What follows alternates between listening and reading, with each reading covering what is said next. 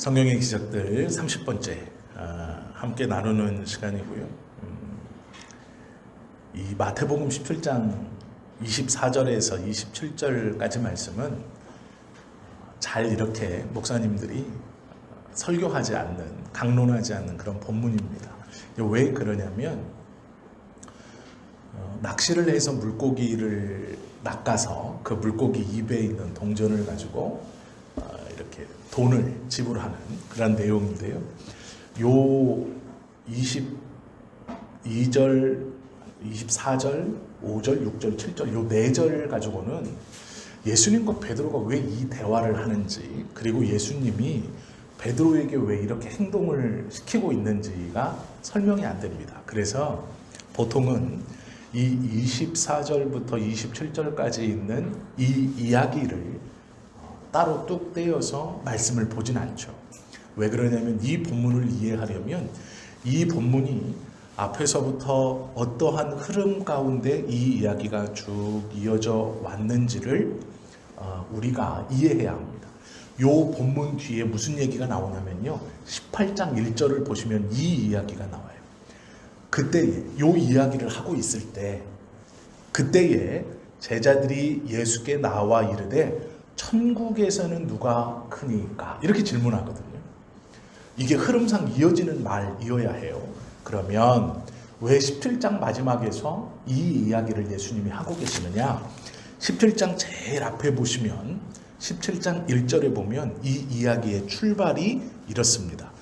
엿새 후에 예수께서 베드로와 야고보와 그 형제 요한을 데리고 따로 높은 산에 올라가셨더니, 이렇게 시작돼요. 3명의 제자들을 따로 불렀어요. 베드로야 나와라, 요한아 야고보야 나와라. 이렇게 하고 높은 산에 올라가셔서 너희는 잠시 여기 있어라, 나는 저 정상에 올라가서 기도를 하고 오겠다, 이렇게 말씀하셨는데, 문제가 뭐냐면 이 일이 있을 때 이 17장 2절에 보면 그들 앞에서 변형되사 그 얼굴이 해같이 빛나며 옷이 빛과 같이 희어졌더라, 이런 고백을 합니다. 예수님께서 외모가 이렇게 갑자기 바뀌셨어요. 그때 베드로가 예수님께 여쭙니다. 베드로가 예수께 여쭈어 이르되 주여, 우리가 여기 있는 것이 좋사오니. 모세와 엘리야가 예수님과 더불어 말하는 모양을 보거든요. 우리가 여기 있는 것이 너무 은혜롭고 너무 좋으니까 여기다가 초막을 짓겠습니다, 이렇게 말해요. 그런데 예수님께서 그 얘기를 다 들으시고 5절에 보면 이렇게 말하거든요. 말할 때에 호련히 빛난 구름이 그들을 덮으며 구름 속에서 소리가 나서 이르되 이는 내 사랑하는 아들이요 내 기뻐하는 자니 너희는 그의 말을 들으라 하시는지라, 이런 말이에요. 이게 어디에서 있었던 동일한 음성이 한 번 더 있었어요. 언제 있었죠? 예수님이 요한에게 세례를 받고 요단강에서 올라왔을 때 하늘에서 소리가 있어 이 동일한 말을 해요. 그런데 한마디가 이 말은 뒤에 더 붙여요. 그의 말을 들으라. 이것이 하나 더 붙어 있거든요. 이 제자들 12명의 대표로 되는 제자 셋을 예수님이 따로 떼어서 높은 산으로 데리고 가고 그곳에서 예수님의 얼굴과 옷이 하얗게 빛이 나기 시작하는 거예요. 그런데 순간 그 빛이 나는 예수님을 딱 보니까 혼자 계신 게 아니라 좌우에 2명이 더 있습니다. 그게 모세와 엘리야였어요. 구약을 상징하는 율법의 상징인 모세와 능력, 구약의 이스라엘 백성들이 능력하면 엘리야라고 하는 이 율법과 능력의 상징인 모세와 엘리야가 예수님과 이야기를 하고 있는 거예요. 그것을 보고 베드로가 흥분해서 여기가 너무 좋으니까 우리가 초막을 지어서 여기서 있자, 이렇게 말을 하니까 하늘에서 소리가 들립니다. 예수님이 세례 받았을 때 들렸던 그 동일한 음성이 들리죠. 그리고 나서 뭐라 그러시냐, 9절에 보면 왜 이런 역사를 보여주시냐면 그런 일을 겪고 나서 9절에 인자가 죽은 자 가운데서 살아나기 전에는 본 것을 아무에게도 말하지 마라, 이렇게 입단속을 시켜요. 이 3명에 대해서. 그리고 나서 예수님께서 귀신 들린 아이도 고치고 22절에 보면 죽음과 부활, 즉 십자가에 달리실 것을 다시 이야기합니다. 이게 무엇이냐면 세례 요한이 계속해서 광야에서 나오면서부터 말했던 회개하라 천국이 가까이 왔느니라 라고 말씀하시는 그 천국, 하나님의 나라가 이제 곧 올 것인데 그 나라로 인도하시는 분이 내가 아니고 예수님이요. 여기까지가 세례 요한이 한 부분입니다. 이렇게 이야기하고 세례 요한은 헤롯으로 인하여 목베임을 당해 죽었습니다. 그래서 세례 요한은 자신이 말한 것처럼 그의 앞길을 예비하는 자라 여기까지 딱 하고 죽은 거예요. 그리고 이제는 예수님과 예수님의 제자들이 스스로 예수님을 통해서 하나님의 나라에 가는 것을 전파하시고 가르치시고 또한 예수님의 제자들은 그 하나님의 나라에 대해서 예수님과 함께 듣기도 하고 배우기도 하고 전하기도 하면서 이제 그 길을 같이 가시는 거예요. 요 가실 때 예수님이 그 하나님의 나라에 들어가는 방법을 뭐라고 가르치시느냐? 인자가 죽고 다시 살아나는 것이라고 가르쳐 주세요. 이것은 십자가에 달려 죽고 부활하신다는 것에서 십자가를 아직은 말씀하지 않고 죽고 부활한다 까지만 말씀하시는 거예요. 어떻게 어떤 방법으로 죽는다 이 말씀은 아직 하지 않으시고 죽는다 그리고 다시 살아난다 이렇게까지만 말씀하시고 내가 죽고 살아나야 그 뒤에 어떤 것이 있다 이렇게까지만 지금 제자들에게 알려주시는 거예요. 그러면서 오늘 27장 마지막에 보면 내가 죽고 살아났을 때 어떤 방법이 생긴다. 그 어떤 방법이 왜 생기느냐에 대해서 얘기해 주세요. 이게 무슨 말이냐면 이해를 잘 하셔야 돼요. 이 본문을. 예수님이 지금 제자들에게 무엇을 알게 하고 싶으신 거냐면 이런 말이에요. 세례 요한이 그렇게 말했던 그가 나다. 그리고 하나님께서 예수님이 세례받고 나오실 때 요단강에서 들려주셨던 그 음성을 동일하게 들려주시고 제자들에게 한마디를 더 들려주세요. 그의 말을 들으라. 그리고 이 말이 있은 후에 예수님께서 하시는 말이 뭐예요? 내가 죽고 살아나야 그 뒤에 어떤 일이 벌어지리라. 이렇게 말씀하시는 거예요. 그리고 나서 산을 내려왔을 때 귀신 들린 아이를 데리고 온 여인이 찾아와요. 그런데 이 이야기는 이 여인이 뭐라고 고백하냐면 당신들의 제자들에게도 보였는데 당신들의 제자는 고치지 못했습니다. 이렇게 말해요. 그때 예수님께서 그 아이에게 안수하고 귀신을 꾸짖음에 떠나가서 간질병이 나았고 이 여자아이가 멀쩡해졌어요. 그리고 나서 예수님을 따르는 많은 제자들에게 예수님이 뭐라고 했냐면 너희 믿음이 적은 까닭이라 진실로 너희에게 이르노니 만일 너희에게 믿음이 겨자씨 한 알만큼만 있어도 이 산을 명하여 저기로 옮겨지리라 하면 옮겨질 것이요 또 너희가 못할 것이 없으리라. 이렇게 말씀하세요. 이건 믿음이 없어서 귀신을 못 쫓았다 이 말이 아니에요. 이 말을 하시는 이유는 22절부터 있는 요 사건 때문이에요. 그게 뭐냐면 갈릴리에 모일 때 예수께서 제자들에게 이르시되 말을 하죠. 인자가 장차 사람들의 손에 넘겨져 죽임을 당하고 제3일에 살아나리라 하시니 제자들이 듣고 근심하더라. 예수님이 지금 무슨 말씀을 이렇게 쭉 내뱉고 계시냐면 가르치고 계시냐면 제자들이 생각할 수 없는 말들을 하시는데 그것이 무엇이냐면 이제 내가 사람들의 손에 조금씩 더 구체적으로 말씀해 주시는 거예요. 예수님의 죽음에 대해서 한 발 한 발 자세하게 말씀해 주시는 거예요. 사람들의 손에 잡혀서 내가 죽고 살아난다. 그런데 살아난 뒤에 어떻게 되겠다라는 말씀하지 않아요. 죽고 살아나리라. 여기까지만 말씀해 주세요. 이게 무슨 얘기냐? 십자가에 대해서 지금 제자들에게 점진적으로 다가가게 하세요. 점진적으로 그것들을 받아들이게 하시는 거예요. 예수님께서.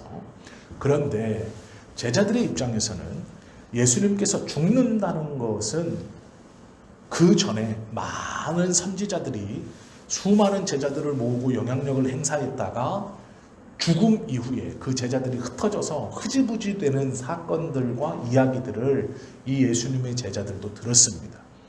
그리고 이 예수님의 제자들 중에 대표적인 베드로라는 사람과 오늘 이 17장 24절부터 이 이야기가 하는 거예요. 그런데 이 이야기 속에 예수님이 제자의 대표인 베드로에게 해주고 싶은 얘기가 있어요. 그게 뭐냐면 이 말이에요.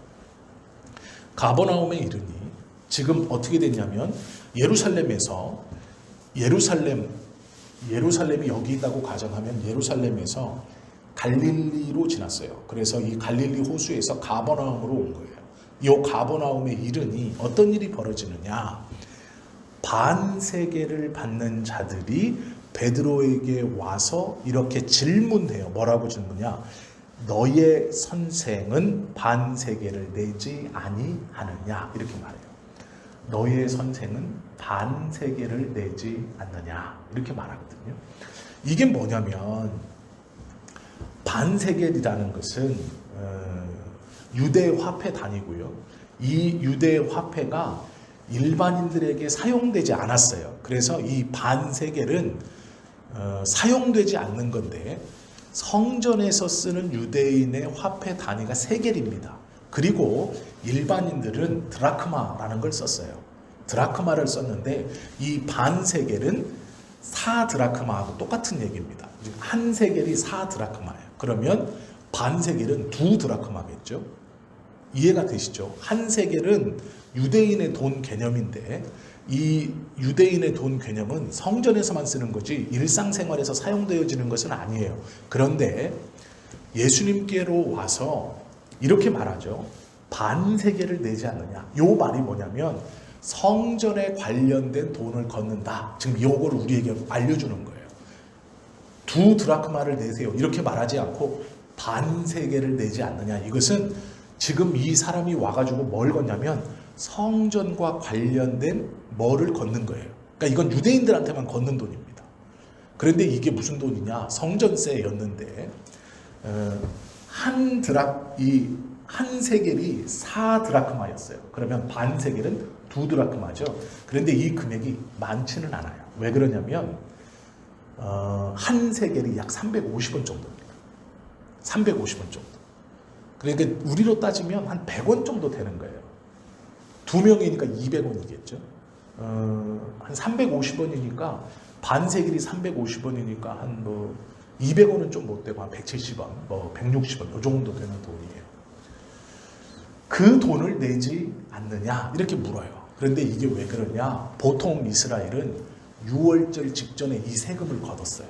모든 유대인들에게 6월절 직전에 이 성전에서 파견된 요 세금을 거들어 다니는 전문적인 세리들이 다니면서 집에 있는 호구조사에 따라서 그 집을 방문해서 문을 열고 거기에 등록되어 있는 것에 따라서 이 성전세를 거뒀습니다. 이것은 20세 이상 모든 사람들은 다 냈어야 돼요. 그런데 그 액수가 그렇게 크진 않았어요. 한 사람당 한 170원 정도, 이 정도 되는 거예요. 그거를 내지 않느냐 이렇게 물어요. 이 말이 뭐냐면 너의 선생은 이런 뜻이에요. 정확히 말하면 이런 뜻입니다. 너는 여기 갈릴리 요 가버나움에 사는 사람인 거 내가 안다. 베드로. 지금 이게 베드로 집이거든요. 베드로의 집이에요. 이 본문을 잘 읽어보면 베드로가 그 말을 듣고 낸다 하고 집에 들어가요. 이해가 되시죠? 지금 예수님이 베드로 집에 있는 거예요. 이게 베드로 집에 있는데 밖에서 성전세를 받는 사람이 온 거예요.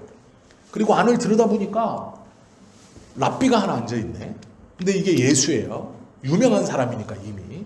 그러니까 너도 내야 되고 베드로 너도 성전세 내야 되고 근데 네 선생은 안 내냐? 이런 말이에요. 그러니 베드로가 낸다 이렇게 대답하고 지금 집에 들어갔어요. 뭘 가질러? 성전세 가질러. 이해가 되시죠? 이게 본문인데 이때 예수님이 베드로에게 먼저 말을 해요. 어떤 말을 하냐? 이렇게 말합니다. 시몬아, 베드로죠. 베드로야, 네 생각은 어떠하냐? 뭐가 물어요. 그러니까 내가 지금 질문할 게 있다. 이렇게 말씀하시는 거죠. 세상 임금들이 누구에게 관세와 국세를 받느냐? 자기 아들에게냐 타인에게냐? 이렇게 물어요.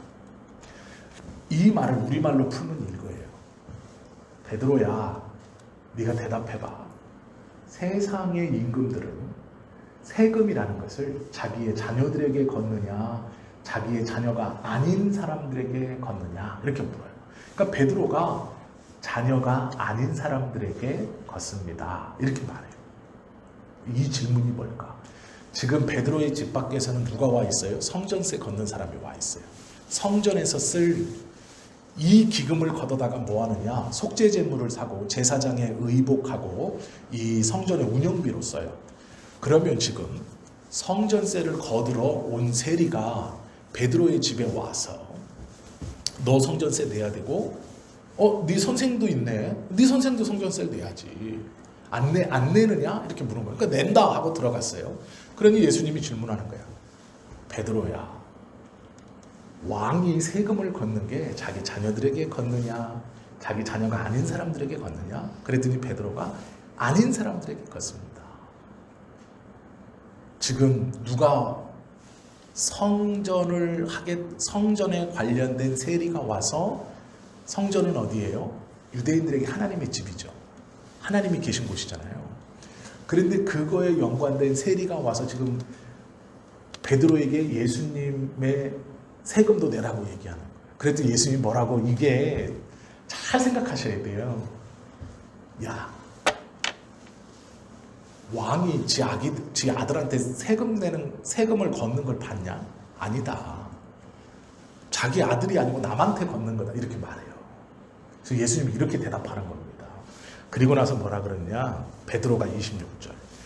타인에게니이다. 예수께서 이르시되 그렇다면 아들들은 세를 면한다. 이 대답이요, 놀라운 대답이에요. 지금 성전세 거들어 왔어요. 그런데 예수님이 뭐라 그러냐? 아들들은 세를 면한다. 두 가지의 말씀이 있는데, 이 말씀은 하나는 내 아버지가 누구라는 얘기예요? 하나님이라는 얘기예요. 그러면 나는 이 세금에 대해서 아들이기 때문에 안 내도 된다, 이런 말인데, 요 단어가 중요해요. 단어를 뭐라고 썼어요? 아들이라고 안 쓰고 놀랍게도 아들들이라고 썼어요. 그러면 지금 거기에 누가 있는데요? 베드로가 있잖아요. 지금 베드로하고 둘이 대화하고 있는 거예요. 베드로가 물었어요. 그런데 지금 예수님이 베드로를 향해서도 뭐라 그러냐? 너도 하나님의 아들이라고 말하는 거예요. 우리로 묶어서 대답해요. 그렇다면 아들들은 세를 면한다. 이 한마디가 굉장히 중요한 말씀이에요. 이 한마디가. 우리가 예수님이 하나님의 아들인 것을 믿죠. 그게 신앙의 고백이잖아요. 우리의 신앙의 고백. 주는 그리스도시요 살아계신 하나님의 아들입니다라고 베드로가 신앙을 고백했을 때 예수님이 엄청 기뻐하셨어요. 기뻐하시면서 얼마나 기뻤는지 너는 반석이다 라고 부르면서, 너는 이제 반석이다라고 하면서 이것을 알게 하신 이는 하늘에 계신 아버지다, 이렇게까지 기뻐하세요. 그리고 천국 열쇠까지 줘요. 얼마나 기뻤는지 예수님이. 그런데 그 예수님이 뭐라고 말하냐면 하나님의 아들들이라고 말해요. 베드로, 너도 하나님의 아들이다. 세금 안 낸다, 이런 말이에요. 그런데 27절에 보면 그러나 이렇게 시작해요. 그러나, 이건 앞에 말과 뭔가 상황이 반전되거나 내용이 반전됐을 때 붙이는 접속어죠. 그러나 이렇게 말하면서 뭐라고 설명하시냐? 우리가, 그들이, 여기서도 우리가라고 얘기해요. 우리가. 너랑 나는 하나님의 아들들이기 때문에 세금 안 내도 된다. 예수님이 이렇게 말하는 거예요. 그리고 여기서도 그러나 우리가라고 말해요. 우리가. 그들이 실족하지 않게 하기 위하여 세금을 낼 거래요. 저들이 실족하게 하지 않기 위해서 세금을 낼 것이다. 그런데 세금 내는 방법이 재밌어요. 어떻게 하느냐? 네가, 베드로가 바다에 가서 낚시를 던져 먼저 오르는 고기를 가져, 물고기를 잡으면 입을 열면 돈 한 세겔. 아까 반 세겔 내라 그랬잖아요. 그러니까 한 세겔을 얻을 것이니 가져다 나와 너를 위하여 주라. 이렇게 대답하는 거예요. 예수님께서 이렇게 말씀하시는 거예요. 여기를 가만히 보면 예수님께서 17장 제일 처음 시작해서부터 쭉 뭐를 쭉 끌어오시냐면 하나님께서 예수 그리스도를 선택해서 지금 어떠한 일을 해 나가시고 어떠한 길로 이렇게 몰아가시는 게 있어요. 우리는 그걸 알고 있죠. 그게 십자가의 길인데 지금 가장 가까이 있는 제자들에게 예수님이 뭐라고 말씀하시냐면 조금 더 폭넓게 아직은 십자가라고 얘기하진 않지만 내가 죽을 것이다, 살 것이다를 얘기하시고 한 걸음 더 들어가서 하나님의 이름으로 제자들이 하지 못하는 간질병에 걸려서 고생하는 이 여자아이를 고쳐주시고 믿음에 대해서 말하세요. 믿음에 대해서 말하시면서 또 더 좁혀서 이제 성전에서 세금을 가지고 거들어온 세리 앞에 베드로에게 내가 그 하나님의 아들이다. 너도 그 하나님의 아들이다. 그러나 우리가 저들이 오해하지 않도록 실족하지 않도록 세금을 내자. 그런데 베드로는 지금요 그렇게 대답하고 어디로 들어왔냐면 집 안으로 들어왔어요. 그럼 이 얘기는 뭐예요? 집 안에 돈이 있다는 얘기예요? 없다는 얘기예요? 있다는 얘기예요. 이게 큰 돈이 아니에요. 350원은 큰 돈이 아닙니다. 그래서 낼 겁니다 하고 집 안으로 들어왔어. 그러면 집 안에 동전이 있어요. 지금 상황에. 그런데 예수님이 집 안에 있는 동전으로 내라고 하시는 게 아니에요. 가서 바다에 가서 낚시를 던져서 제일 먼저 낚는 물고기 입을 벌리면 거기에 동전 하나가 있을 건데 그걸 가지고 와서 자 줘라 이렇게 얘기하는 거예요. 나와 너를 위해 줘라. 지금 이 말씀이에요. 이 이야기거든요. 여기서 예수님께서 베드로에게 하시고 싶은 이야기가 있는 거예요. 우리가 지금 나눈 것처럼 첫째, 예수님은 베드로에게 하나님의 아들인 것을 다시 말하고 있어요. 저 성전의 주인이 하나님이시고 그 하나님은 나에게 세금을 걷지 않는다. 나는 세금을 낼 의무가 없죠. 왜 없냐? 나는 아들이기 때문에.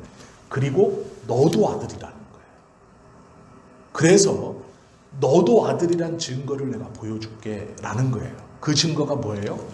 니네 집에 있는 네가 가지고 있었던 동전이 아니라 사람으로서는 생각할 수 없는 방법이 물고기를 낚아서 그 물고기를 팔아서 동전을 벌어서 가지고 와서 내라는 것도 아니고 그 물고기를 낚으면 그 물고기 입에 동전이 있을 건데 그 동전을 가져다가 나와 너를 위하여 내라 이렇게 말하고 있어요.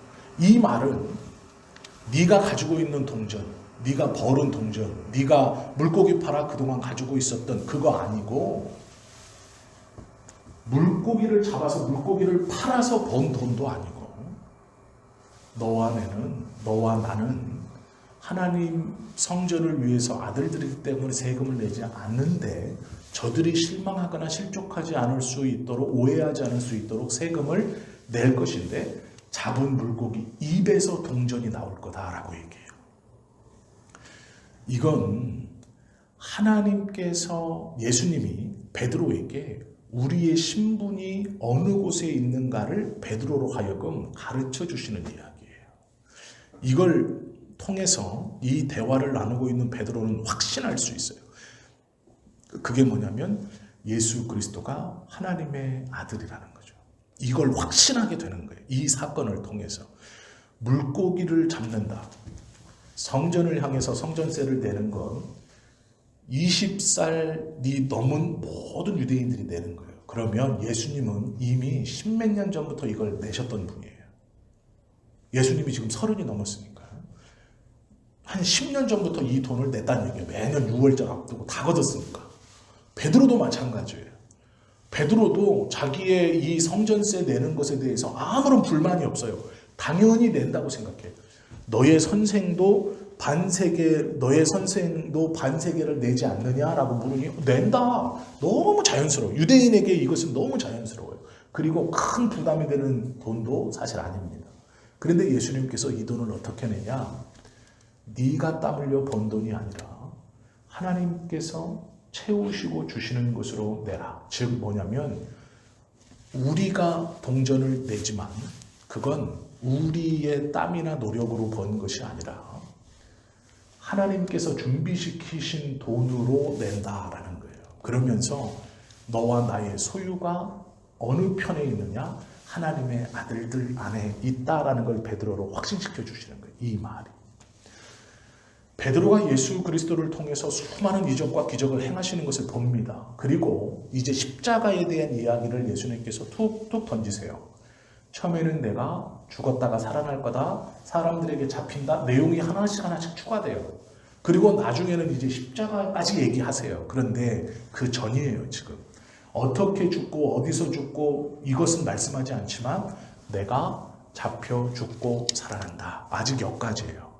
그리고 이 십자가의 사건 뒤에 있을 하나님의 나라와 예수 그리스도 그리고 제자들이 해야 하는 내가 했던 것 같이 너희가 하나님의 나라를 이제 전해야 한다라는 이 사명을 받기 전에 베드로에게 무엇을 딱 각인시켜 주시느냐? 하나님의 아들들이라는 걸 각인시켜 주는 거예요. 세상에 속하지 아니한 내가 속하고 내가 속해서 있었던 그 하나님의 아들이라는 것이 너에게도 속할 것이다 라고 지금 확신시켜주는 게 17장이에요. 그래서 이 물고기 입에서 동전을 빼어 성전세를 낸다는 것은 하나님께서 예비시켜 주신 것으로 낸다는 것인데 내는 이유가 있죠. 실족하지 않기 위해. 이 말은 오해하지 않기 위해라는 말하고 똑같은 말이에요. 저들이 오해하지 않기 위해서 우리가 해야 할 의무를 한다라는 거죠. 쉬운 말로 말하면 덕을 세우기 위해서다라는 것이죠. 이것은 본을 보이는 것도 되지만 예수님께서 저들 성전을 위해서 일하는 세리들이잖아요. 성전세를 걷는 것은. 그리고 이들의 말을 들으면 강압적이지 않아요. 이들의 말을 가만히 보시면 24절 보시면 가버나움에 이르니 이제 베드로의 집에 예수님이 들어가셨어요. 그랬더니 반세겔 받는 자들 한 명이 아닙니다. 여러 명이에요. 이 세금을 걷어 그 동네에 들어왔어요. 베드로에게 나와 이르되 너의 선생은 반세겔을 내지 아니하느냐. 갖고 와라라고 말하는 게 아니라 부드러운 말로 얘기하는 거예요. 너의 선생은 반세겔을 내지 아니하느냐 이렇게 묻는 거예요. 좋은 말이에요. 이것은. 그러니까 이 하나님의 성전을 위해서 유대인의 이 유월절 최고의 명절인 유월절이 가까이 오자 성전에서 파견한 거예요. 세금을 걷어라 이제 성전세. 그래서 세리들이 집집마다 방문하면서 그 가가호호 있는 이 명단을 가지고 성전세를 걷는 거예요. 그리고 예수님에 대해서 좋은 의도로 얘기하고 있어요. 이거 반강제로 걷는 게 아니고요. 여기서 안 내도 돼요. 왜 그러느냐? 여기서 안 내면 어디서 내요? 결국 예수님의 집에서 내야 돼요. 이걸. 그러니까 2번 낼 수도 있어요. 어떻게 보면. 그런데 여기서 냈다고 저기서 안 내는 것도 아니고 그러니까 안 내도 돼요. 그리고 이 당시에 순회 설교자 랍비들은 이 세금을 안 냈어요. 성전세를. 전통적으로. 그런데 예수님은 낸다고 하세요. 베드로는 낸다고 해요. 네. 그리고 예수님이 내자 이렇게 말해요. 안 내도 되지만 내자 이렇게 말씀하시는데 우리가 이 사건을 가만히 보면서 예수님께서 취하시는 하나님의 나라를 이루어가고 하나님의 뜻을 이루어가는 그 예수님의 방법 중에 예수님께서 몸소 보여주시고 취하시는 방법이 있어요. 그게 뭐냐면 실족하지 않게 오해하지 않게 라는 거예요. 성전을 위해서 일하는 이 세리들은 원래 전통적으로 돈을 걷는 사람들이고 그들은 자기의 몫을 지금 하고 있는 거예요. 그런데 하나님의 나라에 대해서 하나님의 뜻을 입고 이 땅에 온 예수님에게도 그 성전세를 걷어 달라 그래요. 그때 예수님은 두말 않고 그것을 주자 이렇게 말해요. 원래는 주지 않아도 되나 우리가 저들이 실족하지 않게 주자 이렇게 말해요. 이것이 예수님께서 세상에 대해서 보여주시는 모습이에요. 순종하시고 순응하시는 모습이에요. 왜 그러느냐? 오해가 일어나지 않도록. 즉 이 말은 하나님의 말씀을 전하고 주님의 하나님의 뜻을 전하는 데 있어서 성전에서 나와서 성전세를 걷는 사람들과 불화함으로 하나님의 아들이라고 말하면서 복음을 전하는 예수님의 사역에 방해가 되지 않도록 순응하신 거예요. 이들과 성전을 위해서 일하는 이들과 관계가 틀어지고 1년에 한 번 유월절 앞두고 걷는 이 성전세로 인하여 불화가 일어나고 어떤 이슈가 있으면 예수님께서 하나님의 아들이라고 천국의 복음을 전하고 하나님의 뜻을 전하는 데 있어서 꺼림이 되는 것이죠. 그렇기 때문에 그것을 방지하고자 순응하시고 아니지만 내자 이렇게 말씀하시는 거예요. 그리고 그 방법을 통해서도 베드로에게 확실한 믿음과 확신을 주시기 위해서 물고기 입에서 동전을 꺼내 주어라 이렇게 말해요. 베드로는요 자기 집에 동전이 있었어요. 이 동전이 큰 부담되는 돈이 아닙니다. 약 350원. 이거는 유대인이라면 20살 이상 남자라면 6월절 앞두고 매년 내는 돈이에요. 크게 부담되지 않는 돈이면서도 그러니 가절로 들어온 거예요. 내 것도 내고 우리 예수님 것도 내가 낼 수 있지. 그리고 이미 예수님의 제자들은요 다 유대인이기 때문에 거기서 말하면 돼요. 나는 갈릴리 A동 사는 누구다. 나는 어디 사는 누구다. 나는 B동 사는 누구다. 이러면 그러면 이제 거기서 다 거들 거예요. 지금 다 파견돼서 마을로 들어왔거든요. 그럼 이제 이 사람들이 이 마을 걷고 나면 저 마을 가서 또 다 거들 거예요. 지금 이스라엘 전역에 지금 이 새 거들어 다니는 사람이 있어요. 장부 다 들고. 그러면 그대로 거들 거예요. 내가 여기서 안 내도 어차피 저 집에서 낼 거예요. 내가 저쪽 집에 호적이 돼 있으니까 거기서 내야 돼요. 이건 누구도 20살 이상이면 무조건 내는 돈이에요. 크게 부담도 되지 않는 돈, 반세 180원 정도. 예수님이 이것을 통해서 하나님의 일에 걸림이 되지 않도록 순종하시는 것, 그리고 베드로에게 이것을 통해서 확실한 믿음을 허락해 주시는 것, 이 두 가지가 핵심입니다. 이 이야기예요. 그러면 우리가 이 이야기를 들으며 좀 생각해 봐야 될 게 있어요. 내 생각에 당연히 안 해도 되고 불합리하다고 느끼는 것, 그것이 나에겐 중요하지 않지만 하나님의 일에 그것이 방해가 되고 그 일로 걸림이 된다면 순응하고 순종하는 게 맞아요. 조금 이해가 되지 않고 내가 조금 손해를 보는 것 같지만 그것이 하나님의 일, 내가 그리스도인으로 살아가고 내가 하나님의 은혜로 살아간다는 것에 대해서 하나님의 뜻을 이루어가는 것에 대해서 큰 걸림이 되지 않기 위해 그것을 순종하고 순응하는 것이 맞다. 이것은 우리가 믿는 사람으로 살면서 경험하는 개인의 여러 가지 일이 있을 겁니다. 직장에서 이런 일이 일어날 수 있고 교우 관계에서 이런 일이 일어날 수 있고 가족들 사이에서도 이런 일이 일어날 수 있어요. 주님의 일을 하기 위해서 나는 안 해도 되고 나에게는 효과가 없고 내가 그것을 억지를 부리거나 주장한다고 생각하지 않을 만큼 정말 사소한 어떠한 것, 정말 사소한 어떠한 문제, 그러나 그것이 내가 믿는 사람으로 살아가고 내 입에서 하나님의 이름을 고백하고 내 삶에서 하나님의 뜻을 드러낼 때 그 작은 일들이 걸림이 된다면 순응하는 게 맞다라는 거예요.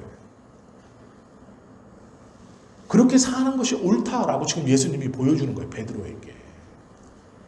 이것을 주장해가면서 나는 랍비니 안 낸다 이렇게 말하거나 내 아버지 집에서 나온 것들이 어떻게 아들들한테 세금을 거두려고 하느냐라고 하지 않고 저들이 실족하지 않게 우리가 낼 거다 이렇게 하시는 거죠.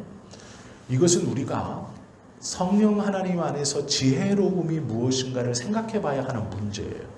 내 삶에서 개인이 부딪히는 여러 문제들이 있어요. 믿음 때문에 부딪히는 문제들.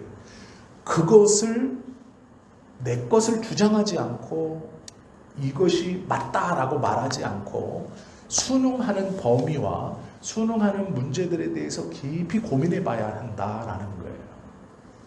그리고 그것을 지혜롭게 대처하는 것이 예수님께서 지금 보여주신 삶의 방법 중 하나이다라는 것이죠. 또 이 일을 통해서 베드로에게 확신을 주셨어요. 예수님은요, 이런 일을 몇 번 이렇게 성경을 보시면 하신 적이 있어요. 예수님께서는요, 물고기를 잡고 그 물고기 입술에 동전이 있을 것이다, 뭐 이런 것처럼 다른 사람들이 생각하지 못한 것을 하신 적이 종종 있어요. 무화과나무 아래에 나다나엘이 서 있었을 때, 그 나다나엘이 예수께 왔을 때 예수님이 나다나엘을 처음 보고 딱 뭐라고 하냐면 이 속에 간사한 것이 없다, 이렇게 말했어요. 나다나엘이 깜짝 놀라서 당신은 나를 처음 보고 나도 당신을 처음 보지 않습니까? 이렇게 말하니까 내가 무화과나무 아래에 있을 때부터 내가 보았다, 이렇게 말했습니다. 예수님이 한 번씩 다른 사람들이 말하지 않는 것, 다른 사람들이 짚고 넘어가지 않는 것을 이야기하신 적이 있어요. 성전 민문에 앉아서 제자들과 하나님의 나라에 대해서 강론하고 계실 때 부자가 헌금함에 우르르 돈을 넣었어요. 다 아시는 것처럼 이스라엘 성전은 이 시대에 헌금함이 여러 개가 있었습니다. 하나가 있는 것이 아니고요, 헌금함이 쫙 있었어요. 그리고 그 모든 헌금함의 입술은 나팔관처럼 생겼어요. 이렇게. 그래서 입구는 크고 들어갈수록 이렇게 좁아져요. 이게 왜 그러느냐? 밖에서 사용하는 돈과 성전 안에서 사용하는 돈은 여기는 세겔이었고 여기는 로마 화폐를 사용했습니다. 그래서 로마 화폐를 들고 들어와서 환전상에게 성전 안에서 사용하는 돈으로 교환을 합니다. 그런데 일부러 예를 들어 여기서 금화 한 입을 주면 여기서는 돈을 이만큼 줘요. 자루로 좀 보여지게 하는 거예요. 그래서 그 자루를 이 나팔관에다가 부어요. 그러면은 입구가 넓은 이 헌금함 주둥이에서 동전이 꽉 쏟아져서 이 밑으로 따다다다다다당 하고 계속 떨어지는 거예요. 이렇게 해서 성도들에게 더 많은 돈을 환전해서 흡사, 이 소리가 더 크고 길게 울릴 때 하나님이 너를 주목하시고 너에게 복을 준다, 이런 미신적인 것으로 사람들에게 이렇게 혹하게 하는 거예요. 그리고 그 소리가 날 때 성전 입구에 있는 사람들이 다 주목해서 보는 거죠. 그 돈자루에 돈이 계속 쏟아지는 거예요. 부자들은 성전에 들어갈 때도 그렇게 하고 들어가는 거예요. 그 나팔관에다가 돈을 집어넣으면 토독토독 해서 막 따당따당 떨어지는 소리가 계속 나는 거죠. 그런데 그 전까지 많은 사람들이 헌금했지만 예수님께서 한마디 안 하다가 2 드라크마를 넣은 여자가 있었어요. 과부가. 그러니 예수님이 순간 뭐라고 그러시냐? 저 여인을 봐라. 생활비 전부를 넣었다. 그게 저 여인의 생활비 전부인지 없는지 어떻게 알아요? 가서 말해본 것도 아니고 물어본 것도 아니에요. 동전 2개 넣었는데 생활비 전부입니까? 네, 생활비 전부입니다. 아니, 그런 적이 없어요. 그런데 예수님이 뭐라고 그러시냐면 생활비 전부를 넣었다, 이렇게 말씀하죠. 이게 다른 사람들이 생각하거나 보지 않는 것을 예수님께서 말씀하실 때가 종종 있어요. 이런 그 사람의 상황과 형편을 말하지 않고 대화하지 않고 그 속에 있는 마음들을 툭 던지실 때가 있어요. 나다나엘의 일이 그랬고 그 과부의 생활비 전부를 넣었을 때도 그랬어요. 예수님께서 예루살렘에서 하나님의 나라를 전하시고 많은 사람들이 예수님을 막 쫓아왔어요. 기적과 이적을 행하면서 병도 고치고 하면서 이 마을 저 마을로 돌아다니시면서 여러 이적과 기적을 행하고 그동안 소외됐던 가난한 사람들, 고아와 과부들에게 하나님의 나라를 전하고 다른 랍비들과는 다르게 아이들이 몰려오면 그 아이들에게 친히 안수하여 주시기도 하고 또 세워서 천국은 이와 같은 자가 간다, 이 아이와 같은 자가 간다라고 말하면서 본도 보여주시고 이러니 수많은 사람들이 따랐죠. 그때 예수님을 보려고 많은 사람들이 밀려들었어요. 제자들이 막느라고 정신없었는데 그렇게 해도 다 통제가 안 되는데 갑자기 예수님이 딱 써서 말해요. 누가 내 몸에 손을 대었다. 그러니 제자들이 말합니다. 여기 사람이 너무 많아서요. 서로 밀치고 밀리고 합니다. 그러니 그 중에 하나일 겁니다. 그러니 예수님이 뭐라고 하냐면 아니다. 누가 내 몸에 손을 대었다. 내게서 능력이 나갔다. 이렇게 말해요. 수많은 사람들이 밀치고 밀고 하는 상황, 거기서 예수님을 보겠다고 막 안으로 밀려들고 있는 상황에서 제자들이 삥둘러 싸서 막고 있는 그 상황에서 예수님이 갑자기 멈춰서서 수많은 사람들이 예수님을 만졌을 거예요. 그런데 뜬금없이 가시던 길을 멈춰 서서 누가 나를 만졌다. 그동안에 사람이 많이 만졌는데 가만히 계시다가 그 순간 만졌다 이렇게 얘기하세요. 다른 사람들이 보기엔 이상한 얘기죠. 이 많은 군중들이 밀치고 밀고 하면서 그리스도를 예수를 보겠다고 밀고 있는 상황, 그 상황에서 그냥 그렇게 가시다가 딱 서서 나를 밀쳤다 이렇게 말씀하죠. 이런 일들을 종종 하세요. 오늘 이 일이 그것과 같은 거예요. 12년간 혈류증을 앓았던 여인이 예수의 옷자락에 내가 손만 대도 낫겠다는 믿음으로 붙들었을 때 예수님이 탁 캐치하시는 거죠. 그동안 수많은 사람들이 예수님을 손을 댔지만 이 여인이 손을 댔을 때 말씀하시는 거예요. 예수님께서 이렇게 툭툭 던지시는 이 말을 가만히 들어보면 분명한 의도가 있어요. 그리고 이 던지시는 모든 말은 의도를 가지고 있어요. 그냥 하시는 말이 아니에요. 물고기 입에서 동전을 꺼내서 이 성전세를 내라라고 하시는 이 말도 분명한 의도가 있어요. 어떤 의도냐?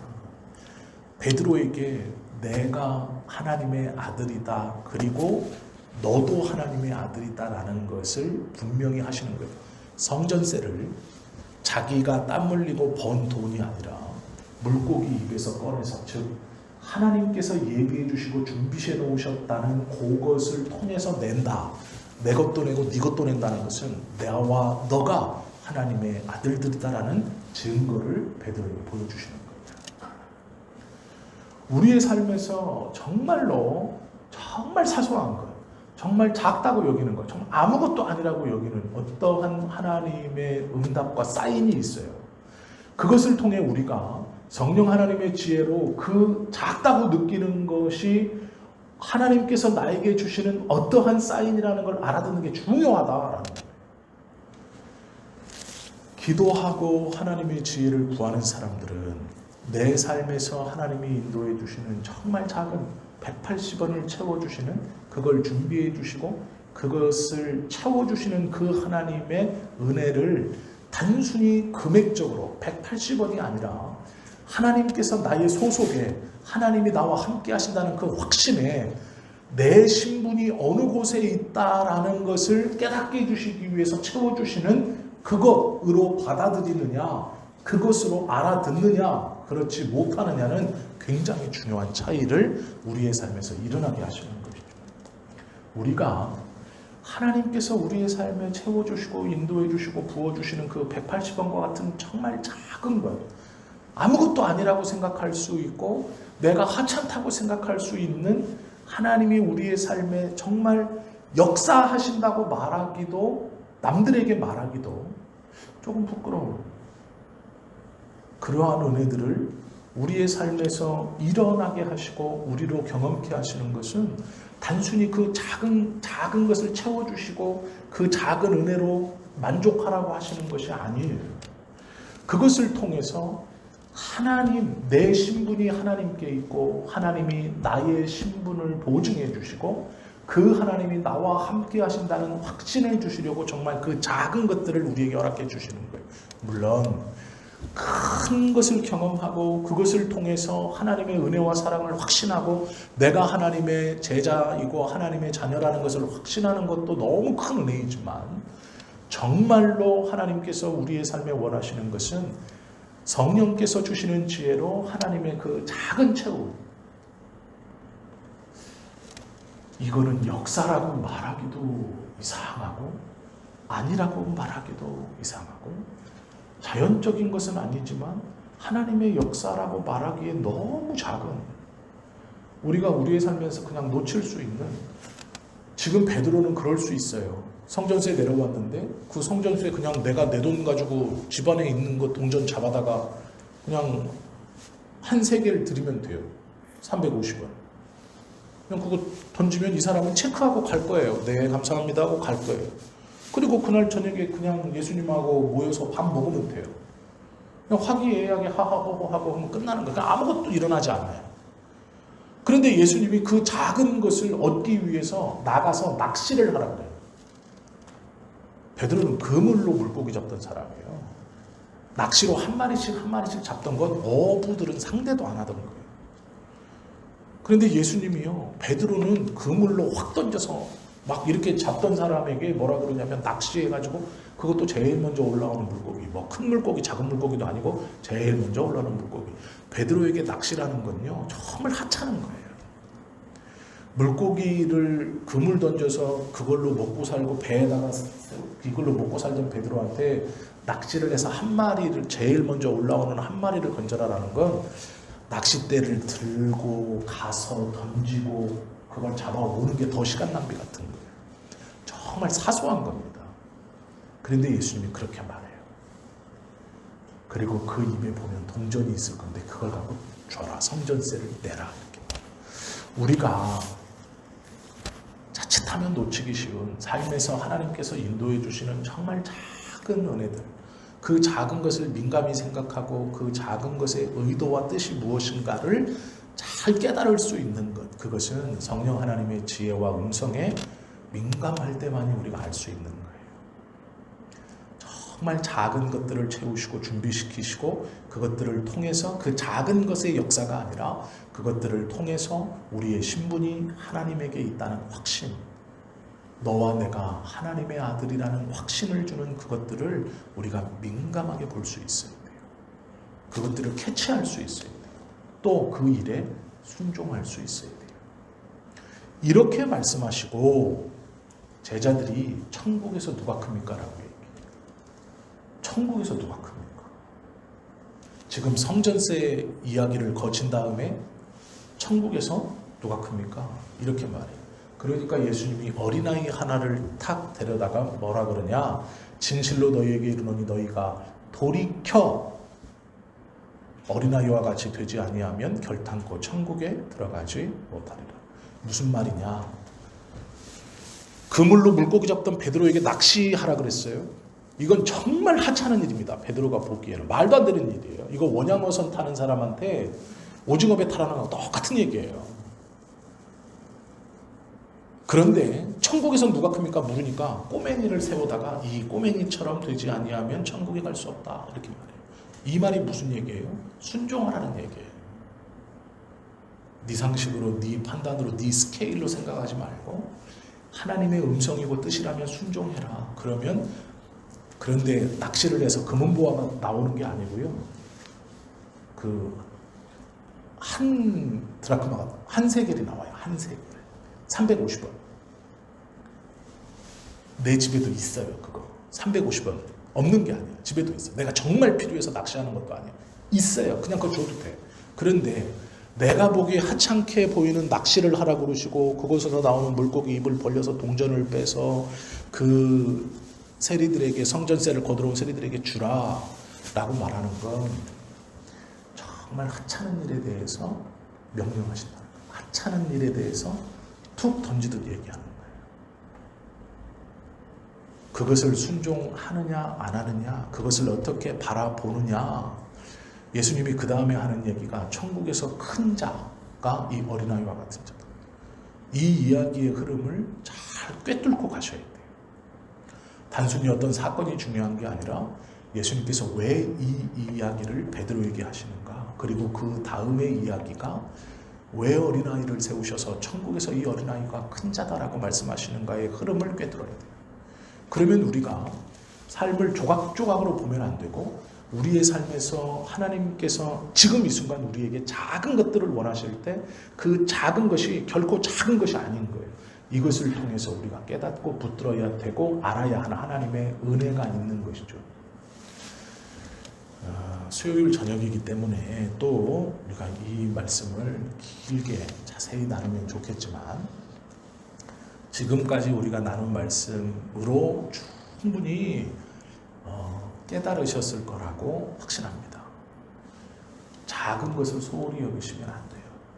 우리의 삶에서 하나님이 인도해 주시는 정말 그 작은 것은 그 작은 것에 대한 하나님의 뜻에 대한 민감함, 순종함으로 하나님의 나라에서 누가 크냐라는 대답이에요. 결국 그 작은 것을 민감하게 순종하고 그것을 하나님의 뜻 안에서 그 뜻을 잘 파악하는 사람이 하나님의 나라의 큰 자가 된다. 이 말씀을 베드로에게 하고 싶은 거예요. 우리가 이 물고기 입술에서 동전을 꺼낸다. 이 꺼낸다에 집중하시면 안 되고요. 동전이 왜 물고기 입속에 있냐 이거에 집중하시면 안 되고 우리의 삶에서 하찮게 보이는 일 이것이 하나님께서 우리에게 주시는 어떤 일이라면 그 작은 일들 내가 생각하기에 아무것도 아닌 것 같지만 그 일에 순종하는 그것이 하나님의 나라에서 하나님이 큰 것으로 보시는 귀한 일이다라는 것을 우리가 생각해보고 기도해보고 순종해야 한다라는 것입니다. 이런 은혜가 우리 안에 있기를 예수님의 이름으로 축원합니다. 기도드립니다.